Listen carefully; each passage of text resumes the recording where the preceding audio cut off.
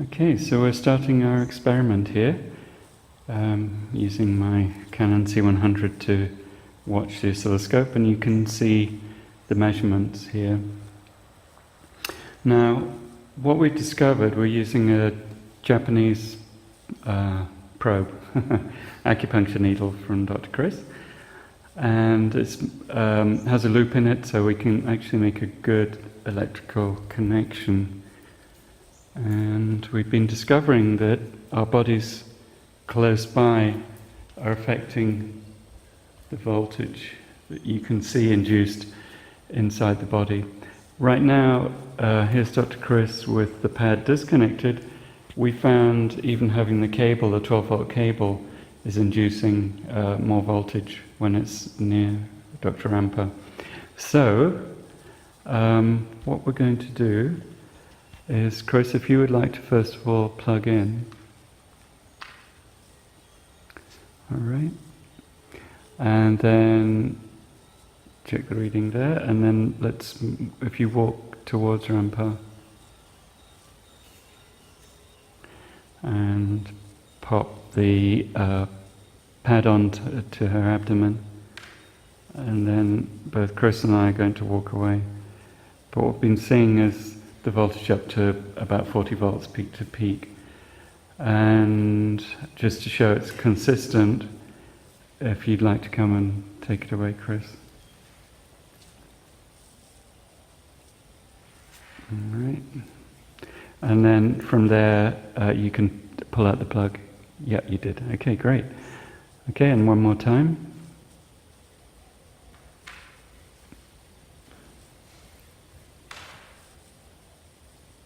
And then you just move away.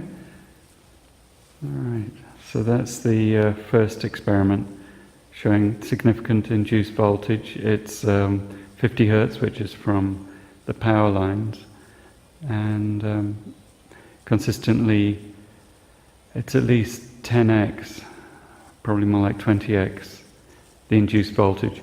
There's no current component, obviously, we're just measuring voltage. Because there's no circuit to discharge. So now the next part of our experiment, we've turned off the mains power, so there's no 50 Hertz frequency running around anymore. It's actually really quite powerful induction from that with the pad. So now I'm running the oscilloscope from an inverter connected to a 12-volt lithium battery, and I have it far enough away so that the electrical noise from the inverter isn't coupling into Rampa's body. You can see this oscilloscope's running normally, and now I have the PyraLight pad connected up to a power bank, and it's turned off currently.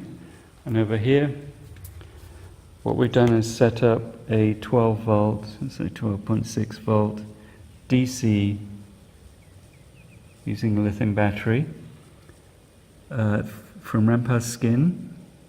There you see the ground wire, so we connected 12 volts from her skin. So if it was a direct current induction, we'd see that voltage affect the internal voltage in the body.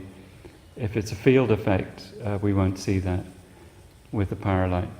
So if it's galvanic, in other words resistive, when I turn the PyraLight on, which is here, you can see that working, there's no difference at all in the voltage. It's spiking up and down because of induced transients, which are probably coming even through the ground as equipment switched on and off, probably in the neighborhood. But there's no real difference in those readings. They're not actually interesting readings. It's DC that we're looking at. So take that off. Still getting spikes, but you can see there's no frequency in the measurement. Put it back on. and it's still jumping around in the same way. Take it off. So if it was a similar effect, a DC effect, with DC amplification, the 12 volts on the skin would induce, or it would show up as a significant voltage internally as a DC voltage. So inside the body there's nothing going on.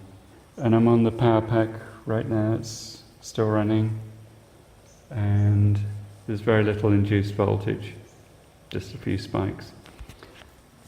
But if we take the pad away, actually let's leave the pad there. This lead, which is connected to the power adapter over here, which is turned on, is acting as the radio antenna for the 50 Hertz. Because if I go close, you'll see an induced voltage. If I take it away, it goes away. So this is the antenna from which 50 volts is being induced, 50 Hertz is being induced into the body.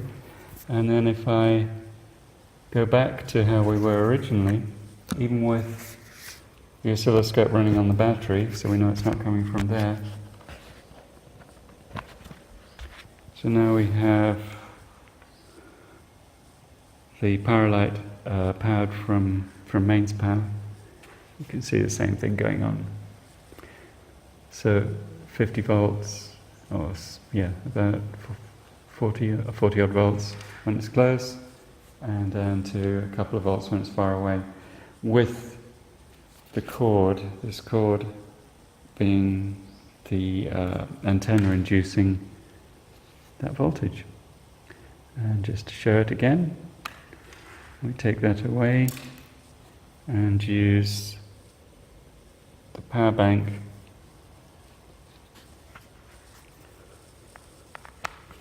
Okay, so it's turned off currently. We turn it on. Wait. And then no induced voltage. So we need to see the effect of the PyraLight, we have to have a voltage on the skin, and that shows it's a field effect transistor. The PyraLight is acting as the gate of the field effect transistor, inducing the voltage internally into the body, which is an indication that, if you like, in meridian terms, the meridians are open, or just in electrical terms, that there is energy flowing inside the body with the PyraLight. So the actual induced voltage in itself is not important, except for the fact that the PyraLight is running on biologically safe frequencies. Okay, thank you for watching.